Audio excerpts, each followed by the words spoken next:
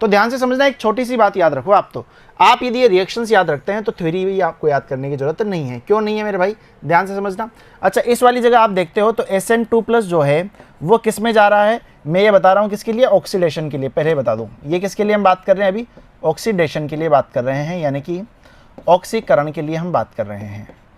ऑक्सीकरण के लिए हम बात यहाँ पे कर रहे हैं, ठीक है। तो ध्यान से समझना मेरी बातों को।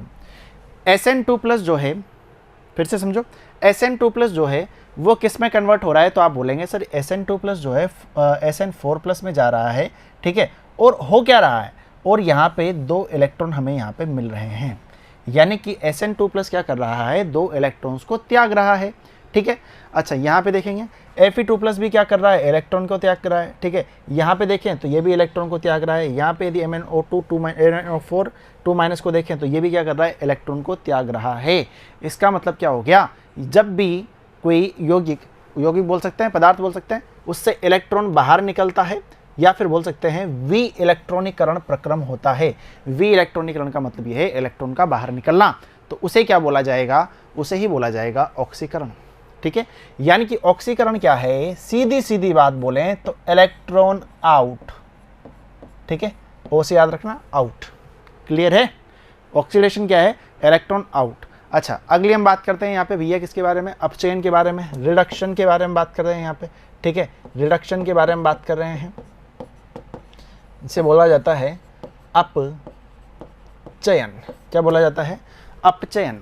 तो वह अभिक्रिया जिसमें इलेक्ट्रॉन क्या हो जाता है, ऐड हो जाता है। वहाँ तो क्या हो रहा था, आउट हो रहा है, यहाँ पे इलेक्ट्रॉन क्या हो जाएगा, ऐड हो जाएगा। यहाँ पे इलेक्ट्रॉन क्या हो जाएगा, ऐड हो जाएगा। यदि आप देखते हैं, यदि आप वापस इस रिएक्शन को देखना चाहें, SN4+ में इलेक्ट्रॉन जुड़ेगा तो क्या बन जाएगा, वापस से SN2+ बन जाएगा। उसी प्रकार से Fe3+ में इलेक्ट्रॉन जुड़ा तो Fe2+ बना। MnO4 में इलेक्ट्रॉन जुड़ा तो क्या बन गया, यहाँ पे MnO4-2 यहाँ पे बन गया, ठीक है, क्लियर है। अच्छा, अब ये वाली चीज़ें भी याद ना रहे तो सिंपल सी बात याद रखो आप। तो अच्छा, यहाँ पे एक बात याद आ रही होगी, देखो समझो बात को, इधर वाला जो होता है वो क्या होता है, लेफ्ट होता है, इधर वाला क्या होता है, राइट होता है। यानी कैसे समझो ना, ये कोई रिएक्शन है, इधर वाला लेफ्ट होता है, उधर वाला राइट होता है। यदि आपको इलेक्ट्रॉन कभी इस वाली साइड नज़र आए तो ये क्या हो जाएगा, ऑक्सीडेशन हो जाएगा। यदि आपको इलेक्ट्रॉन इस वाली साइड नज़र आए तो यहाँ पे क्या हो जाएगा, रिडक्शन हो जाएगा। ये सिंपल है ना। यदि किसी अभिक्रिया में इलेक्ट्रॉन बाईं तरफ जुड़ रहा हो, बाईं तरफ का मतलब क्या हो गया, लेफ्ट साइड पे, लेफ्ट साइड जुड़ रहा हो तो अपचयन कहलाता है। देख लो भाई, यदि लेफ्ट साइड जुड़ेगा, लेफ्ट साइड यदि इलेक्ट्रॉन दिखा आपको, देख लो ना यहाँ पे यार, ये वाली जो साइड है, इसको ऐसे समझो, ये लेफ्ट है, ये तीर के इधर राइट है ना। यदि लेफ्ट वाली जगह देखें तो यहाँ भी इलेक्ट्रॉन दिख रहा है, यहाँ भी इलेक्ट्रॉन दिख रहा है, यहाँ भी इलेक्ट्रॉन ऐड हो रहा है ना, है। तो ये क्या है, अपचयन है। और यदि हम यहाँ पे ऑक्सीडेशन को देखें तो राइट में ऐड हो रहा है, यानी कि रिडक्शन में तो लेफ्ट में ऐड होगा और ऑक्सीडेशन में क्या होगा, यहाँ पे भाई ये मेरे राइट में ऐड होगा, ठीक है। ये हमें छोटी सी बात ध्यान रखनी है, ठीक है, इससे याद रह जाएगा, क्लियर है, बड़े आगे। अच्छा, अब बात करते हैं हमारी अगली धारणा, ऑक्सीकरण अंक धारणा। कौन सी, ऑक्सीकरण अंक धारणा। तो ऑक्सीकरण अंक धारणा क्या है, ये एक्चुअली ऑक्सीकरण अंक निकालना ही है, ठीक है। तो इसको थोड़ा सा प्यार से समझ लो, क्योंकि ऑक्सीकरण अंक नहीं निकालोगे तो आगे हम क्या करेंगे, क्योंकि पूरे चैप्टर में यही तो है ना, और यही आपके एग्जाम में पूछा जाता है। तो आप वही ध्यान से समझो, बहुत ही प्यार से। वह अभिक्रिया जिसमें 3 धारणाएं थी। पहला तो संयोजकता धारणा, दूसरा कौन सा, इलेक्ट्रॉनिक वाला, और तीसरी ये वाली, इसको समझ लो, है ना, ये बहुत ही ज़्यादा इंपॉर्टेंट है।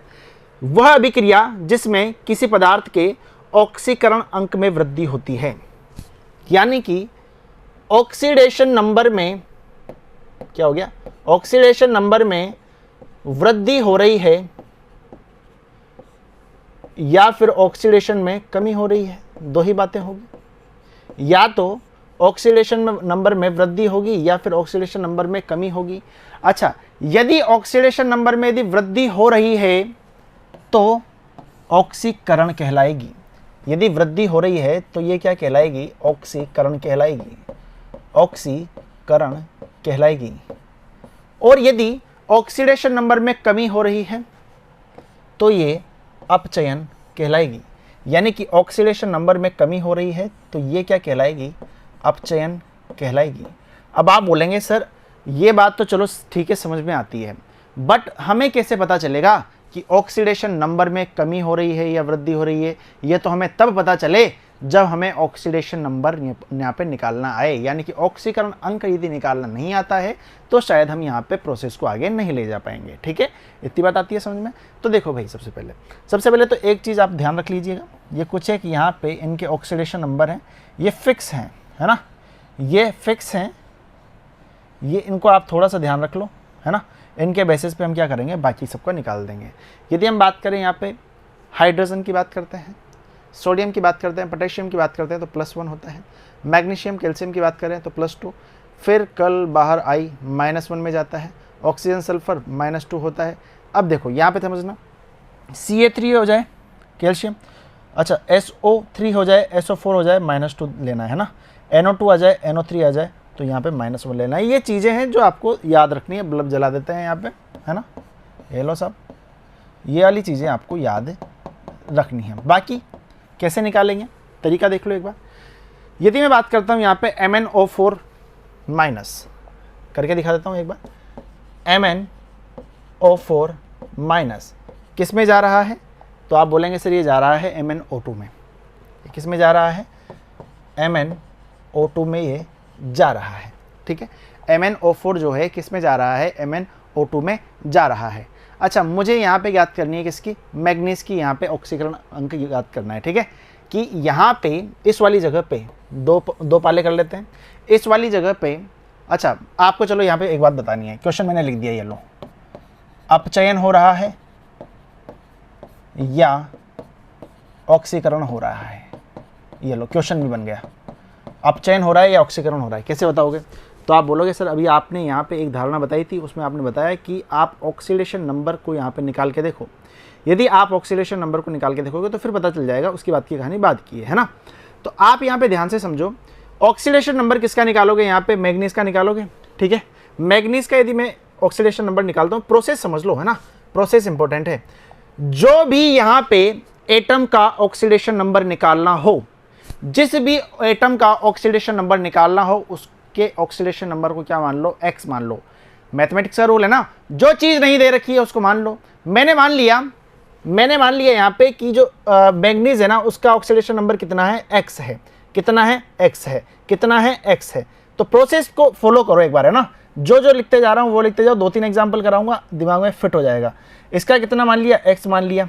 ठीक है, मुझे क्या करना पड़ता है, जो यहाँ पे कंपाउंड जो बना हुआ है ना, उसके जितने भी ऑक्सीडेशन नंबर होते हैं उन सबको मुझे क्या करना पड़ता है, यहाँ पे भैया ऐड करना होता है। तो आप समझो, इसका कितना मान लिया मैंने? x मान लिया।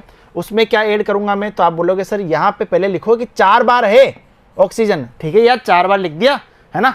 और उसके बाद में यहाँ पे एक ऑक्सीजन का मुझे पता है कितना होता है, तो आप फटाफट से पत्ता पलटेंगे और आपको पता है यदि ऑक्सीजन की बात आए तो ऑक्सीजन का कितना होता है? -2। ये देखो, ऑक्सीजन का कितना होता है? -2।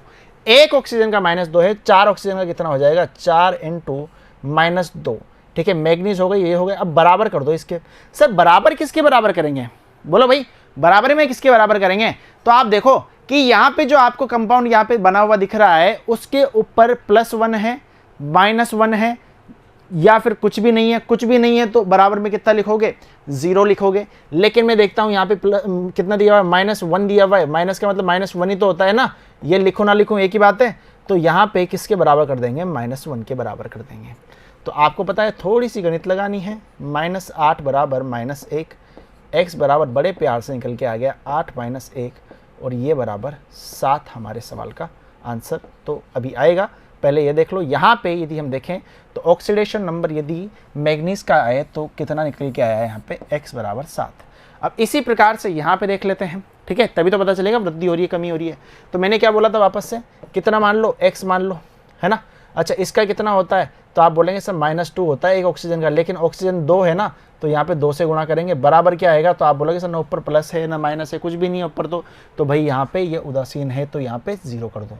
ठीक है, तो x बराबर कितना आ गया? तो आप बोलेंगे सर x बराबर 4 आ गया, है ना। कैसे? ये कितना बनेगा? ये -4 बनेगा, तो -4 उधर जाते प्लस का 4 बन गया, x बराबर 4 आपका आ गया। अच्छा, आप एक बात मुझे बताओ, इस वाली जगह पे तो मैग्नीज का ऑक्सीकरण अंक 7 था, उधर जाते ही प्लस का 4 हो गया। प्लस लिख दो, प्लस लिख दो, ठीक है, या फिर कुछ भी मत लिखो, कोई फर्क नहीं पड़ता, है ना। माइनस मत लिखना, बस प्लस के 7 से प्लस का 4 हो गया। अच्छा, ऑक्सीकरण अंक पहले कितना था 7 था, बाद में कितना हो गया 4 हो गया। तो यहाँ पे मुझे बताओ, यहाँ पे ऑक्सीकरण अंक में क्या आई है, कमी आई है। ऑक्सीकरण अंक में क्या आई है, कमी आई है। तो आप देखेंगे जब भी ऑक्सीकरण अंक में कमी आती है क्या होता है, अपचयन होता है। यानी कि भैया यहाँ पे तो क्या हो रहा है, यहाँ पे अपचयन हो रहा है मैग्नीज का।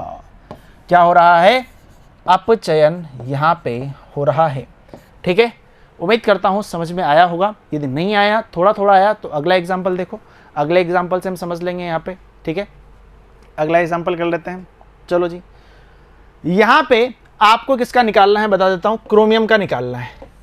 ठीक है, यहाँ पे आपको वही बात बतानी है कि सर ऑक्सीकरण होगा या फिर अपचयन होगा। ठीक है, तो सॉल्यूशन मत देखो, यदि आपको सीखना है तो आप सॉल्यूशन ना देखिए, है ना, सॉल्यूशन को मत देखो और बिना सॉल्यूशन को देखे हुए यहाँ पे ट्राई करो। ठीक है, अच्छा ट्राई किया होगा, वीडियो को पॉज भी किया होगा, नीचे निकाल देता हूँ यहीं पे। ठीक है, अच्छा मैंने एक बात बोली थी, चलो इधर ले लेते हैं, नया पेज ले लेते हैं। K2Cr2O7 है, K2Cr2O7 है, क्या दे रहा है, तो आप बोलेंगे से K2Cr O4 दे रहा है, K2Cr O4 दे रहा है। अच्छा आप मुझे एक बात बताओ, इस वाली जगह पे मैं यदि देखता हूँ तो मुझे किसका निकालना है, क्रोमियम का निकालना है। तो आप बोलेंगे सर क्रोमियम वाले को x मान लेते हैं, बाकी सब तो अपने को पता ही है। अच्छा पोटेशियम कितने हैं, तो आप बोलेंगे सर 2, तो 2 से तो गुणा होगा ही होगा। अच्छा एक पोटेशियम का कितना होता है, तो आपको पता है सर +1 होगा। देखो भाई यहाँ पे पोटेशियम का कितना होता है, +1 होता है। तो आप यहाँ पे क्या कर लेंगे, 1 से गुणा कर देंगे। अच्छा यहाँ पे देखो क्रोमियम, अच्छा क्रोमियम का कितना माना था, x माना था, लेकिन 2 है क्रोमियम, तो कितना करूँगा, 2x करूँगा। अच्छा एक ऑक्सीजन का कितना होता है, -2 होता है, तो 7 का कितना हो जाएगा, यहाँ पे -14 लिख दूँ डायरेक्ट। हाँ चलो यार तुम्हें डायरेक्ट समझ में नहीं आएगा, है ना, प्लस करके यहाँ पे 7 लिख देता हूँ और यहाँ पे -2 कर देता हूँ। सही है अब कहानी। 2 तो क्या थे, पोटेशियम थे, इसलिए 2 लिखा। +1 क्या होता है, पोटेशियम का होता है। Cr को कितना मान लिया x, और यहाँ पे Cr कितने हैं, 2 हैं। अच्छा ऑक्सीजन कितने हैं, 7 है। एक ऑक्सीजन का कितना होता है, -2, तो 7 ऑक्सीजन का यहाँ पे कितना हो जाएगा, ये हो जाएगा। अच्छा बराबर में क्या दे, अच्छा ऊपर क्या दे रखा है यहाँ पे, ऊपर तो यहाँ पे कुछ भी नहीं दिया हुआ, यानी कि बराबर किसके आएगा, ये 0 के आएगा। अच्छा बराबर यदि ये 0 के आ रहा है मेरे भाई, तो आप ध्यान से समझेंगे बातों को। ये कितना हुआ, 2 हुआ, ये कितना हुआ 2x हुआ, ये कितना हुआ -14 हुआ, ये कितना हो गया 0 हो गया।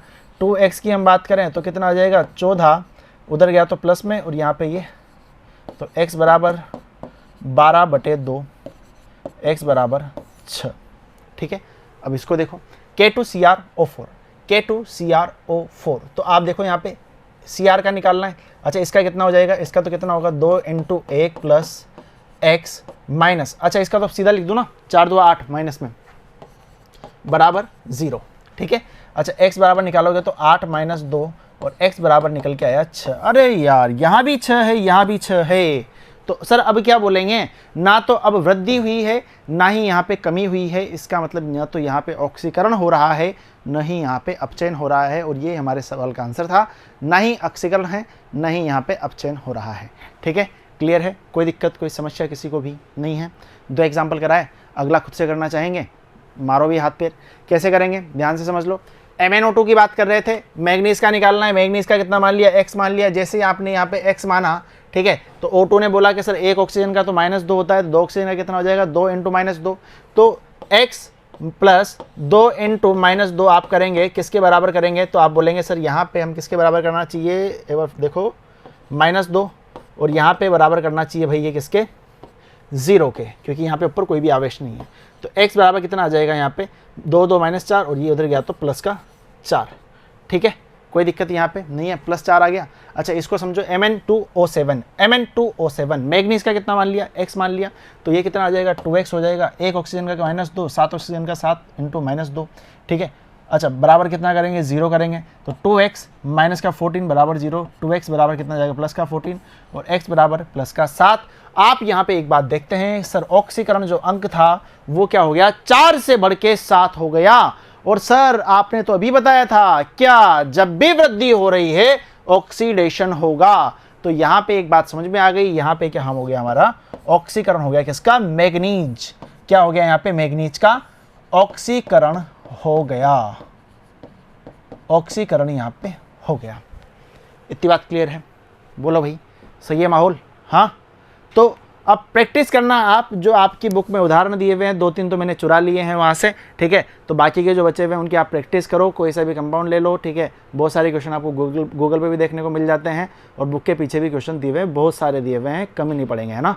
तो ऑक्सीकरण अंक निकालो आराम से, फिर उसके बाद में कहानी को थोड़ा सा अगली क्लास में आगे और स्पीड देंगे, ठीक है। तो मिलते हैं अगली क्लास में, धन्यवाद।